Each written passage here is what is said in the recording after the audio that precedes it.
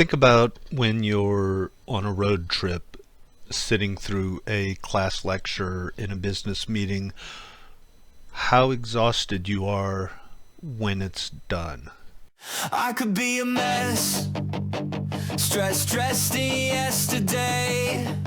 He don't care less, he sees me anyway. Yeah, he sees me anyway. My dog thinks I'm great, he thinks I'm number one. He never hates, even when I'm done. Welcome to Dog Leads with my dad, Steve Bishop. He's a certified dog trainer, has a BA in psychology with a minor in sociology, is a family paws parent, educator, and a member of the Pet Professional Guild. If you have any questions or would like to suggest a topic, you can reach him at bishopsgatetraining@gmail.com. This episode is brought to you by Dogs and Storks, presented by Steve Bishop. The presentation will be on December 13 and repeated February 7. Advanced registration is required. The link is in the description. If you are pregnant or planning to become pregnant, this program sets the groundwork for success through education before baby arrives. The goal of Dogs and Storks is to help expecting families learn how to set their dog and baby up for success through education and preparation. Mental stimulation is just as important as physical stimulation or physical exercise.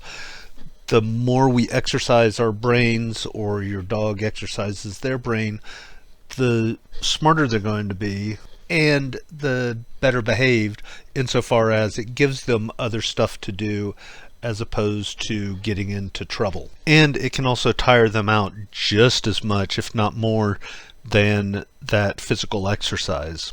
So there's a couple of ways that we can do this. One, I mentioned several times that Duncan was just crazy about tennis balls, so we would spend a lot of time in the yard, me throwing tennis balls, having him bring them back. It was mentally exercising him in that he had to track the tennis ball, he had to predict when and how high to jump, or if he missed the tennis ball, use his brain to find it so that he could bring it back, and then we could go through the whole thing again.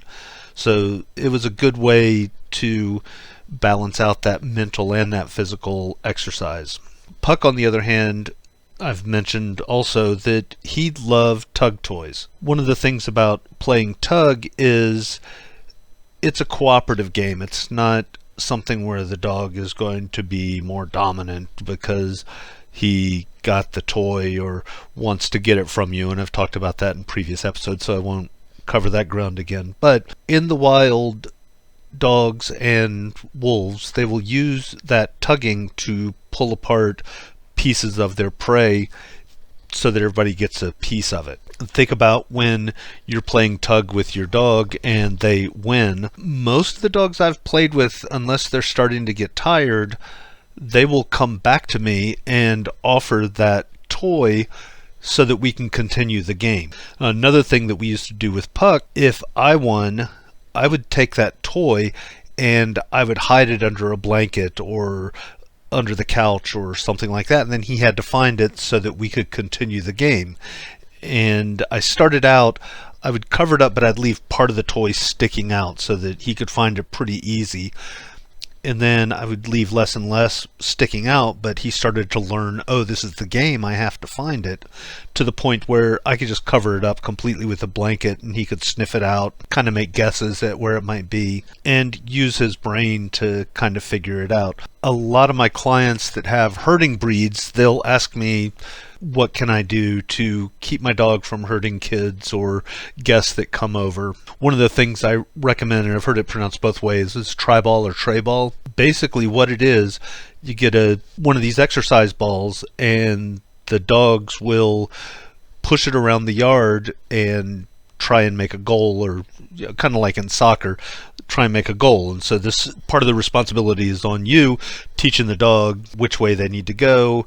If you're really into herding, you can do I don't know the terminology, I'll admit, but tell the dog to head towards the left, to the right so they avoid the other dogs and get it into the goal. So this goes back to, you have to think about what your dog has been bred for, and then make the game something that they're going to enjoy.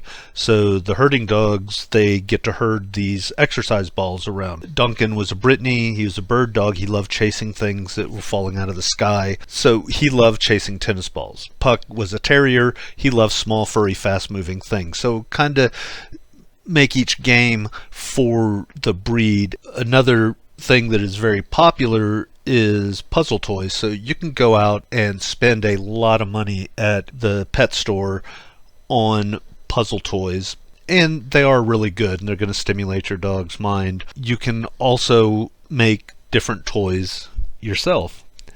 So for example, a friend of mine, Jeff, he got a stuffed squirrel toy, cut the belly of it open, took some of the stuffing out, and then he sewed in a little pouch inside of it.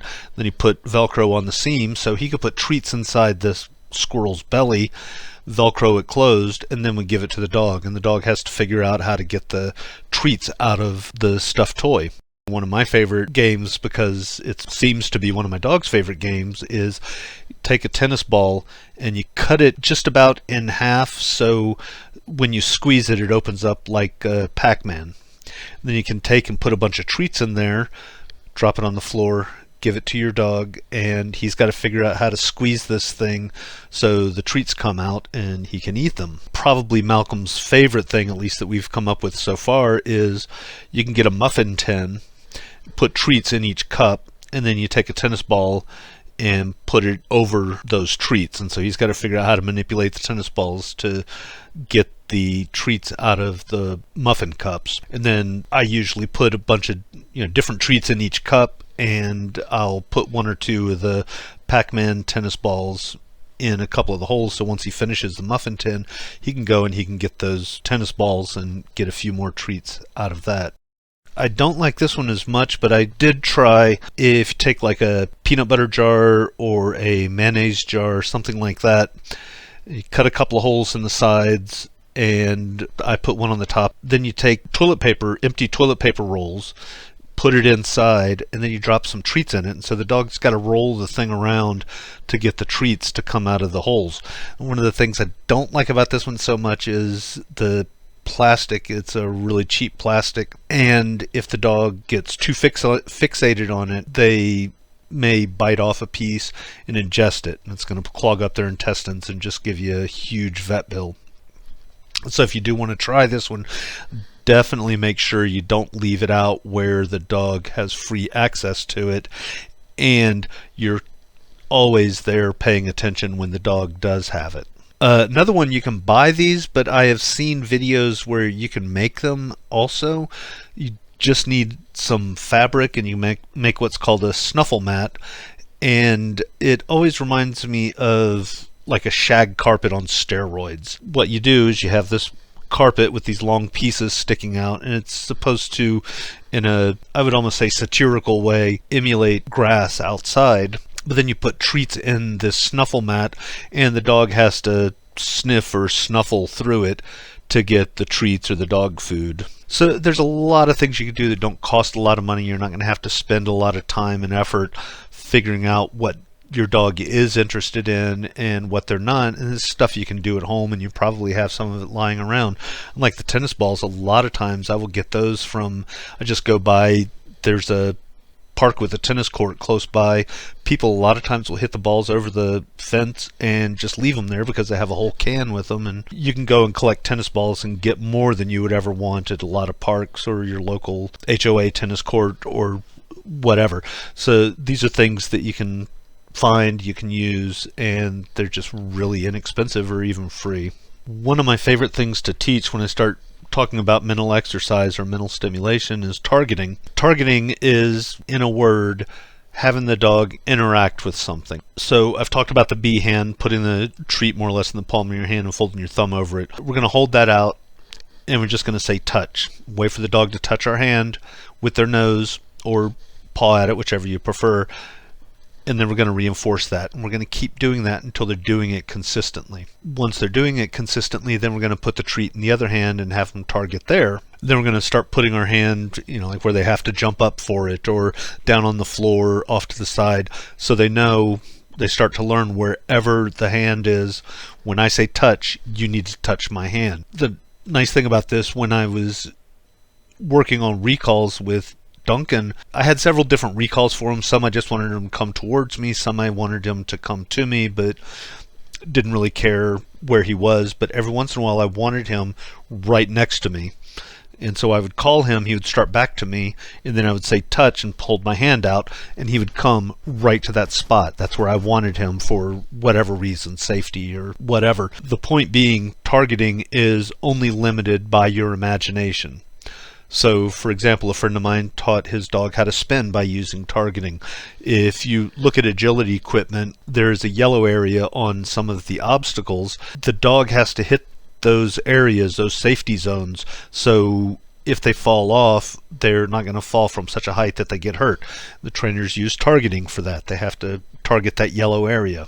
If you see a commercial where a dog goes to the refrigerator and grabs a beer and brings it to somebody, they use targeting. Service dogs turning on and off a light switch, they use targeting to teach that. To explain that so you know how to use an object instead of your hand, one way they will teach that is to use a post-it note. They have the dog target the post-it note. Once the dog's doing that consistently, they'll stick the post-it note to the wall. And once he's targeting it there, then they'll start to move that post-it note slowly up the wall until the dog's targeting it consistently in each new spot until they get to the light switch. And then once they get to the light switch, they take the post-it note away, have them target the light switch, and then they wait for the dog to interact with that light switch. If you're using an object, you want to make sure you put a different word with it. It's called discrimination. So if I'm holding, I use those little 4-inch frisbees every once in a while to get the dog to target those. If I hold one out and I say touch, after the dog's been targeting my hand, they're just as likely to come and target my hand because I gave the cue to target my hand as opposed to this new object. So those little 4-inch frisbees, I'll say disc, and I get them to target that. Then you can take that and toss it, have them go different places. Or I know some agility trainers will use it to throw it through or over an obstacle, get their agility dogs to go through the obstacle.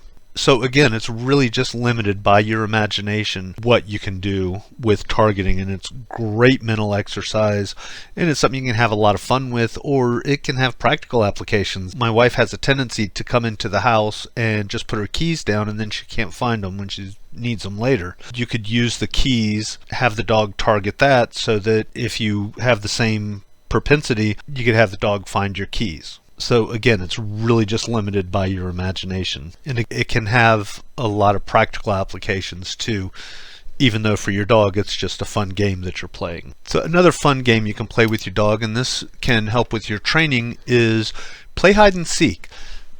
This will really help with the dog's recall. So when it was just Talbot and me, I used to do this with him all the time. I started out, I would stand in the doorway of a closet that was just around the corner going into the room that I was living in, and I'd just be sticking out enough that he could see me pretty easy. I would call him, he would come down, he would see me standing in this doorway, and then I'd give him lots of pets. And then after he kind of started figuring out the game, then I'd be a little bit further in the closet and a little bit further, and then I started shutting the door and just leaving it open and crack. And then I would start hiding in different places. If he had trouble finding me, I would come out just a little bit from behind the couch, from under the bed, wherever it was I was hiding. But that was a good way to, one, reinforce the recall, but it also kept him really mentally stimulated. And then another thing you can do is just work on training. When I had Talbot, most of the time I had him, it was just him and me. I could dedicate a lot of time to working with him. And partially it was out of boredom, but partially it was just to give him something to do. I would teach him a new behavior once a month, and it was just something that we could work on together. It was a bonding experience. It kept him thinking, and some of the stuff we would keep in our repertoire. It came in handy. Other stuff, once he learned it, we may not ever do it again, or just on the rare occasion, just for the heck of it. So these are things that will help keep your dog mentally stimulated. Leave a comment, let me know what you come up with, or you can email me at bishopsgatetraining@gmail.com. And as always, you can get in touch with me if you have suggestions for future shows or you have questions about anything I talked about.